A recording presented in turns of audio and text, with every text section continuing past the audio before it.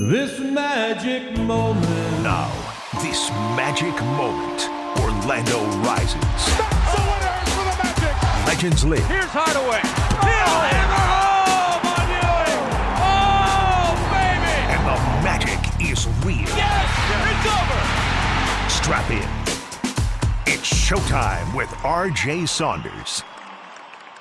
It's episode 2 of This Magic Moment. RJ Saunders here with you, and we appreciate you for being here with us on the program as we continue to follow a Magic bunch who is seemingly turning it around since we last spoke. And anywhere you can find fans of the ball club, they are excited, and you can add me as a part of that group. This is a squad with a lot of hype surrounding them, and as we spoke about it last week on the program, this is going to take some time. However, I do think there are a lot of things we are figuring out in the early part of this year. And although I may think many fans have understood this for a while now, I do think if this team is to go anywhere, one of the big factors is going to be that they need Jalen Suggs to be healthy, and they need Jalen Suggs to be on the floor.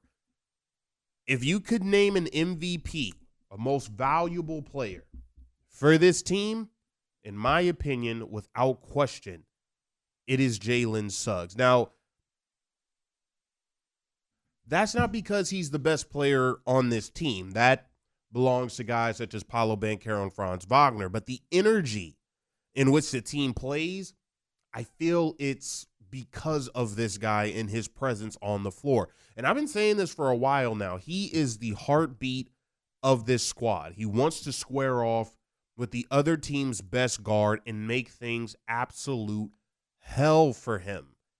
He's always imploring the crowd. We saw that video. He's chest bumping guys in the crowd. I mean, what better moment is there than that when you're getting that from one of your now 4, since adding Desmond Bane, cornerstones of this entire franchise, who wants to include the crowd, wants that energy from the crowd, because he's bringing it night after night after night in City Beautiful.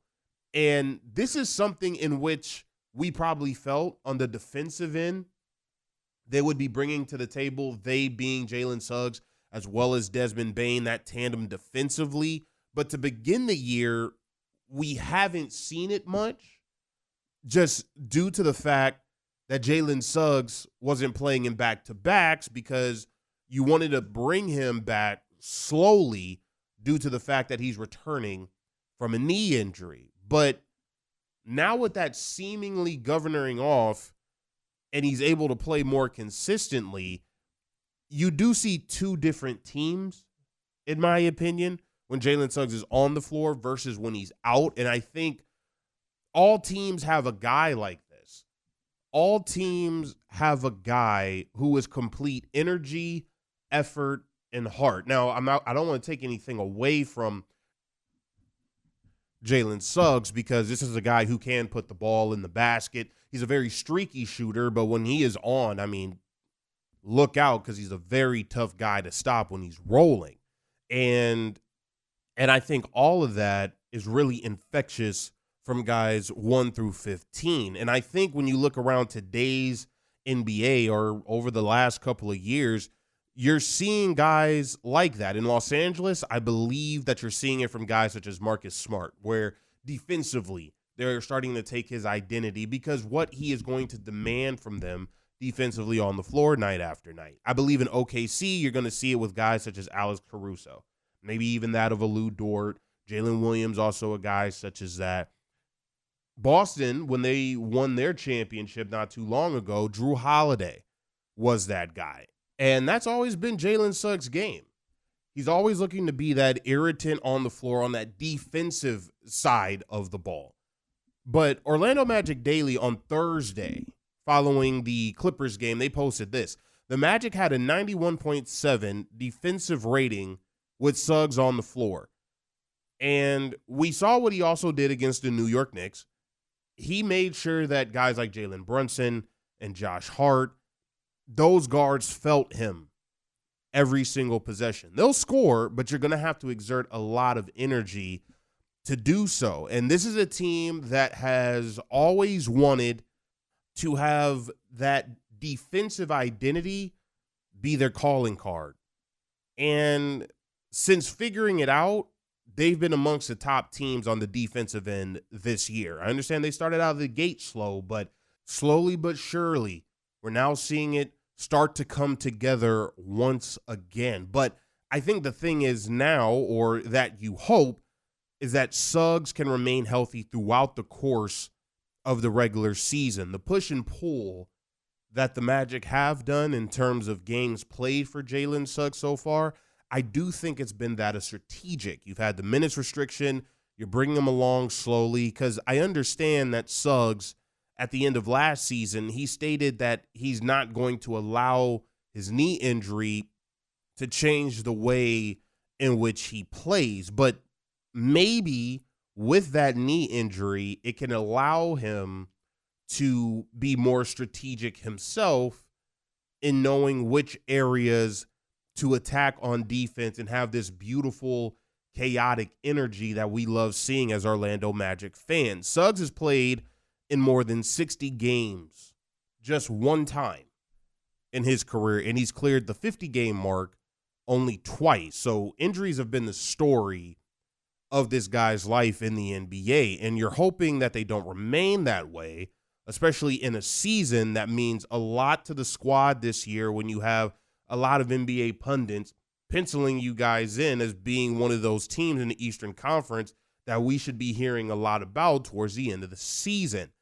So let me play you this clip from Jalen Suggs. This is post-game after the Magic's win against the Clippers, and just him talking about how he can be better as a player, also as a person, and I also think he's talking about how much more he can be strategic on the floor as he continues to ramp things up and be unleashed on the floor once again and not have to sit out in back-to-backs. I don't even think I'm chasing my former self. I think I'm reaching for who I can be, player and person. It's great to go off of. It's great to look back at, the past couple seasons. Some of the old, ways that I used to defend, before the knee and just my movement patterns and all that. It's great to base off of, but I think for me, it's more about how do I keep evolving in this league so that I can stay present and keep improving, keep helping us climb the ranks to become one of the better teams. I think me improving myself and who I am directly correlates with that. So just trying to be better for everybody. It'll come in time. I know I got more steps to go. I got a higher level I can be at. So we're just trying to take it day by day, continue to be honest with how I'm feeling, mentally, physically, and just keep growing, to be honest. So it's on the way. I think I'm in a good space with it now, just starting to trust it again, and I think that's the biggest part. Everything else, with time will come my way. So you do need Paolo Banchero back at 100% as your franchise's face. You're also going to need Franz Wagner to remain healthy as well, because so far this season he's been carrying the load similarly to what we saw from him last year when Banchero went down early in the year last season with the oblique. And I think Bane, as a two-way guy, has done a great job as well for this Magic ball club. However, I do believe for the Magic to go as far as they want to go, you are going to need the energy of Jalen Suggs to be that guide on the floor and have that controlled chaos style of play in which you want as the Orlando Magic team and as Orlando Magic fans. And if that happens, I think we see a Magic team in which we have wanted to see make a deep run in the playoffs for at least the last 2.5 years now. So I understand on the totem pole who are the guys that need to be the most effective in order for the Magic to have success and the success that they want to have and attain their goals.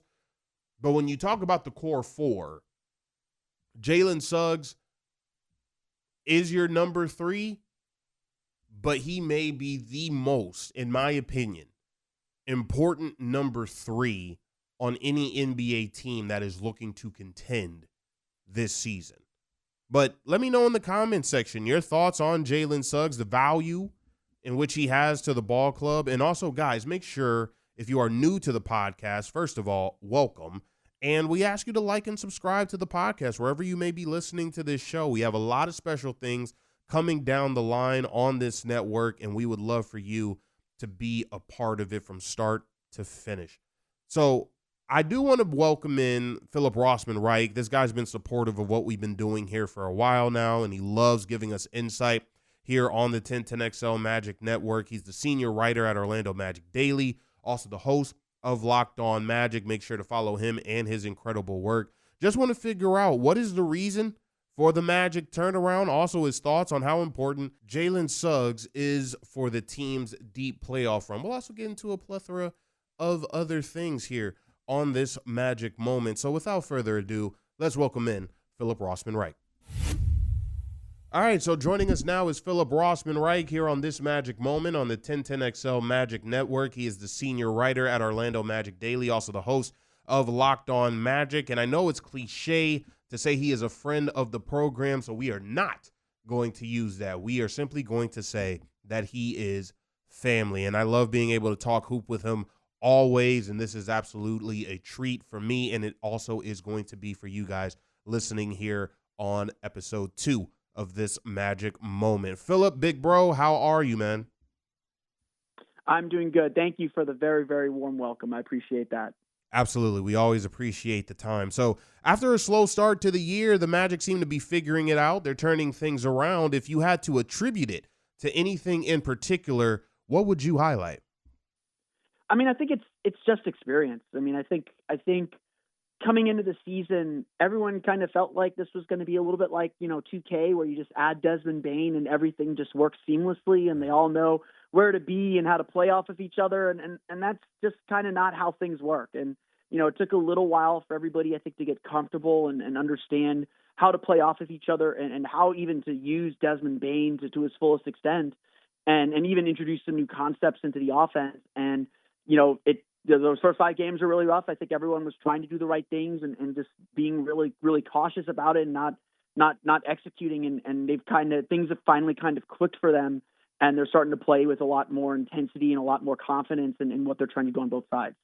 I think every championship team needs an energy guy, whether that's offensively or defensively. And Jalen Suggs is that guy for this group. And also, in my opinion, because of that, he may be the most important guy for this ball club, because that chaotic energy that's also controlled is that of infectious. And you see the team take on that persona, and the crowd really gets into it at the Kia Center night after night. And it's just my belief that in order for the Magic to be successful this year, health all the way around is going to be important, but that's probably going to be most important for Jalen Suggs, him being on the floor with Paolo Banchero, Franz Wagner, and Desmond Bane. Am I putting too much into that, Philip, do you think?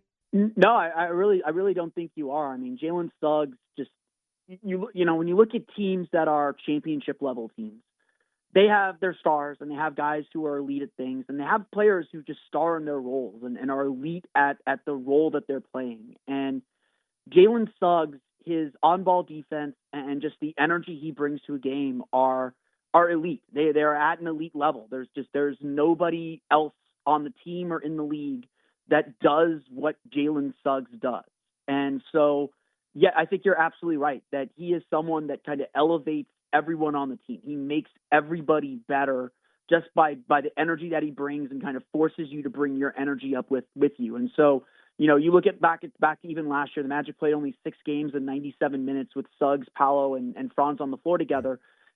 Even when the Magic made their run to make the playoffs last year, it still felt like something was missing. And you could just kind of tell, like, if Jalen Suggs were healthy and with that group as they were getting going, the team would have been that much better and would have played that much better. And so having Suggs back, getting him back healthy now, feeling that energy on the court more, it's been a huge, huge boost to the team. And again, it gives them an elite weapon to deploy to win games and to win big this season. Before I get to a couple of guys in which I want you to break down for us here on the podcast, I just want to get your opinion on the loss to the Boston Celtics, a 139-128 final it was there at TD Garden. The Magic being without 3 starters and 1 key rotational piece in Goga Batadze really was trying to find a spark. They really go deep into their bench trying to find that, and you get it from some young reserves in Jet Howard, Jace Richardson, and Noah Penda, to see how they were able to play.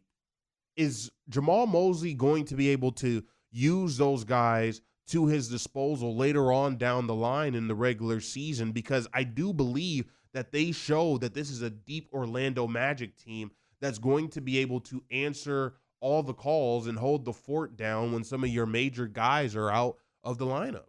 Yeah, I mean, I think there's a lot of faith in everyone on the roster now. I still think a lot of this team revolves around their key players. Like they can't be down Paolo, Jalen Franz and Desmond Bane for too long. Like all those guys have big roles to play. And honestly, like I think one of the reasons they lost against Boston is that, Franz Wagner didn't have a great game. Desmond Bane didn't have a great game. Like, some of the players they needed to step up in that regular rotation didn't have a great game. But it's always been by committee for Jamal Mosley. He always says that after games and saying, like, we have faith in everybody on the roster. And to see guys who haven't been playing very much that, maybe should be pushing for more playing time and getting more playing time, to see them step up and play so well in the fourth quarter and legitimately give the Magic a chance to win that game. Again, they were down 26. They got it down to 6 with a 3 to cut it to 3 with about a minute 15 to play.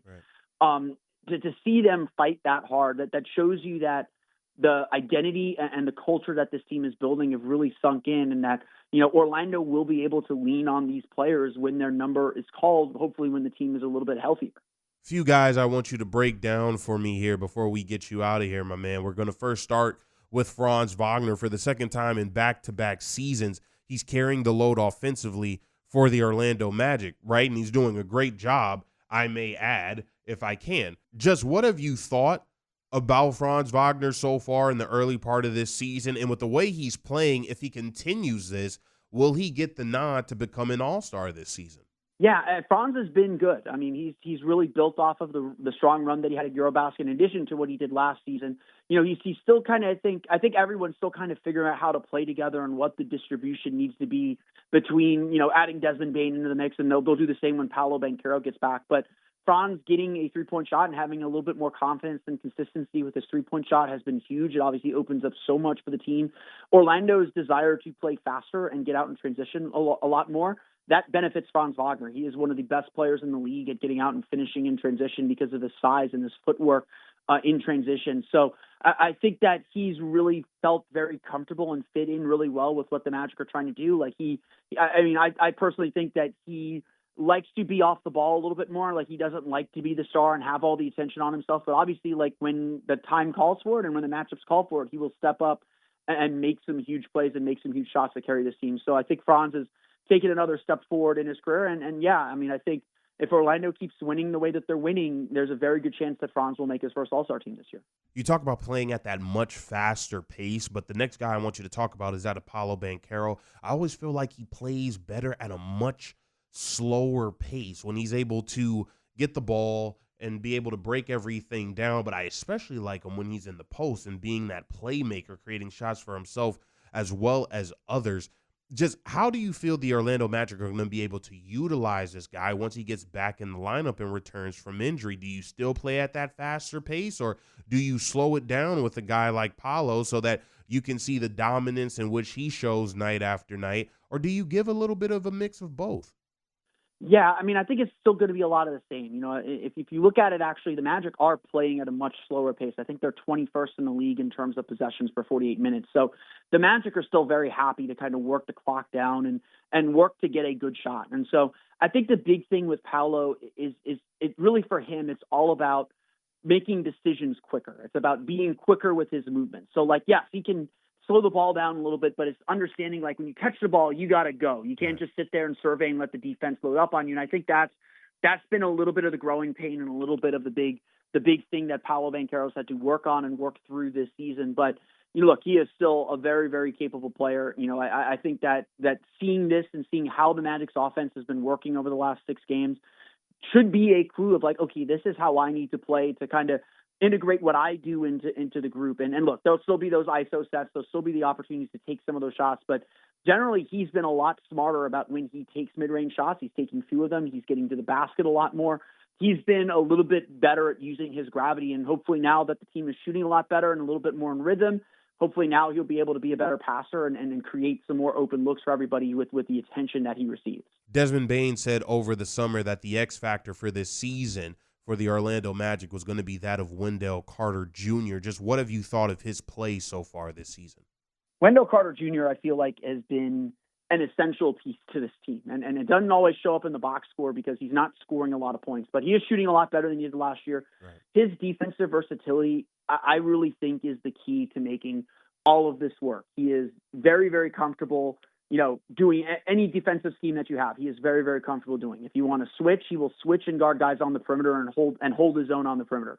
If you want him to drop, he can drop and cover the dribbler and then track back to cover the lob and cover the roller. He's just so good. And while he's not a great leaper, it's hard to score on it. He's positionally very good. He does his work early to keep players away from the basket and make it so that they can't score over him and challenge every shot over him and then go back and get the rebound or box out to clear the rebound for somebody else. Wendell Carter's versatility has always been very, very valuable to this team, and his shooting struggles and some of his injury struggles have slowed him down. Certainly hid some of that, but now that he seems 100% healthy. Obviously, he missed last night's game with an ankle sprain, but he seems healthy now, and he seems ready and capable of providing that lift for this team. I understand our time is limited, so I got two more for you before we get you out of here, and thank you again for giving us a couple moments of your time. Over the Magic's next 10 games, 7 are going to be on the road, including a 5-game road trip. Just in your opinion, what do you want fans to keep an eye on over these next 10 games, and what will you be placing under the microscope when it comes to that of the Orlando Magic as we inch closer and closer to the new year with this ball club? Yeah. I mean, I kind of like to break down the schedule into when those big road trips are. So this Thanksgiving road trip felt like a really important turning point. I believe Friday's game is game number 20. Right. So that'll put us right at the quarter mark of the season, which I tend to split the season into quarters and say, okay, let's review where we're at. Let's review where this team is at after 21 games. But these are wildly important games. This is a little bit of a tricky stretch for the Magic. They play some tough teams here, including the 2 cup games this week against Philadelphia and Detroit. They got a tough little 3-game homestand where they've been better defending the Kia Center. They play Chicago, San Antonio, and Miami. Miami's obviously been playing very, very well, so yes, we'll get another good checkup on the Heat. And then I believe they go out west shortly after that. And that West Coast trip is always a hallmark trip. So right now for the Magic, it's about continuing to build confidence, continuing to build chemistry, and stacking wins. Not letting losing streaks or letting bad play seep in. Right. Continuing to work on some of the things that maybe you're weak on. The Magic have gotten better at reducing their turnovers. They've gotten better at offensive rebounding. They've done a lot of things to work on what they were struggling with early in the season. But even so, their defense isn't quite at the Magic standard, isn't quite at the level they wanted to be at. So finding that defensive groove, especially on the road, because defense should travel on the road. Finding that groove on the road is going to be really, really critical, because if Orlando can stack wins and begin climbing the standings, if you look at their schedule after they get back from that West Coast trip, and then it's a little bit of the schedule gets a little weird because they go on the road, then they have their 2 NBA Cup replacement games, so they'll either be playing the knockout rounds in the NBA Cup or they'll play a home and a road game, and then they go out west after the NBA Cup final. When they come home around Christmas, their schedule really softens. They get a lot of home games between Christmas and about Martin Luther King Day when they go overseas to play the Memphis Grizzlies in Berlin and London. They have a lot of opportunities to pick up a lot of wins. So I do think the Magic will be climbing the standings here and making a real big push up the standings here in the next month or so. All right, my brother, you always know we show love. You're doing great things with Orlando Magic Daily and also Locked On Magic. Just what are a couple of things you're going to be putting out there on the podcast and on the website for fans to be able to enjoy? Yeah, obviously we're in the middle of the daily grind right now, so you never quite know what's going to pop up. But I'm working.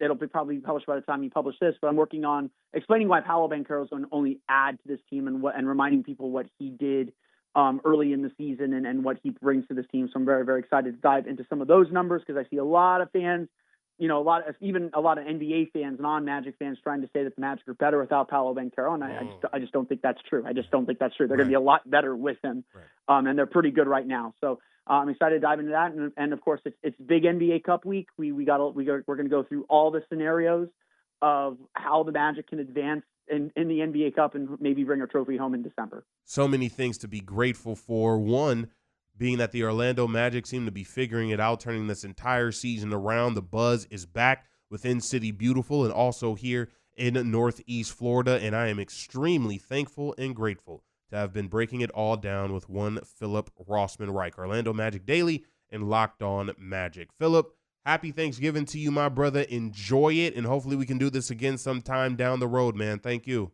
Absolutely. Thank you very much for having me on. Big thank you to Philip Rossman Reich. Does a great job following the Orlando Magic beat, giving a lot of great insight about the team here on the program. Can't wait to listen and read what he has coming up, especially on Paolo Banchero, because I did see on Twitter where someone said due to the way Franz Wagner has been playing since Paolo's been out, you may want to continue running the offense through him. That would be an interesting thing to witness and see on the floor how they do utilize Paolo once he comes back, just due to the fact of the way the Orlando Magic have been playing. But you have had others who are of this different opinion that say the team is better without Paolo, which then makes me say, wait a minute, slow down. Okay. That's just simply not true. This is a guy who's a top 20 talent in the NBA, and guys like that are very hard to come by in today's league. You bring him back, and I really feel this is going to be a plug-and-play opportunity for him. And we really started to see Paolo Banchero those last few games before he went out with the injury against New York. He was really starting to play his brand and style of basketball. And you have a winning record right now with him out of the lineup, but to think that this guy is going to be a hindrance to the ball club, I agree with Philip. He's the guy that's not only going to be a beneficiary of what the Magic are doing right now with him being out of the lineup, and you bring a talent such as that back, but I think all he's going to do is be able to enhance the group in what they're doing already. And that's the beauty of an 82-game season. Joe Prunty was brought in here to be the offensive mind, and he worked with a guy such as Giannis. Now, I know that the play styles are separate, right, between Paolo Banchero and Giannis Antetokounmpo, but I do believe that Joe Prunty can do things where he can figure out ways to put Banchero in some sweet spots with his skill set to be able to operate. And I don't know if any of you guys have watched it, but Paolo did a couple of videos over the summer where he did work with J Law, and they were working out of the post. And I think that's probably the next step in Banchero's development in terms of being a playmaker in the box and creating plays not only for himself but for others. You heard J Law a lot of times. Go to Paolo Banchero's channel if you haven't watched it. He said many a times, like, where's your kill spots? Where are those spots where you feel you absolutely dominate? Now also, how can we use those spots to be able to manipulate certain defenses to where, whether it's you scoring for yourself or it's you creating for somebody else, how can we put that and make that beneficial to you and everybody else on the basketball court? So I agree with Phil, though. However, Paolo has to get into a place where it's not him solely bringing the ball up, dribbling, trying to operate. Now the defense is zeroing in on you, because that's not going to work throughout the course of an 82-game season. That's especially not going to work in the NBA playoffs if you're especially looking to make a deep run. And I think he knows that. I think the coaching staff understands that. And you legitimately have 3 to 4 guys now that can take the ball out of Paolo Banchero's hands, where he can find room, he can roam around, he can pick his spots that place him in the most favorable position, because you're going to need those points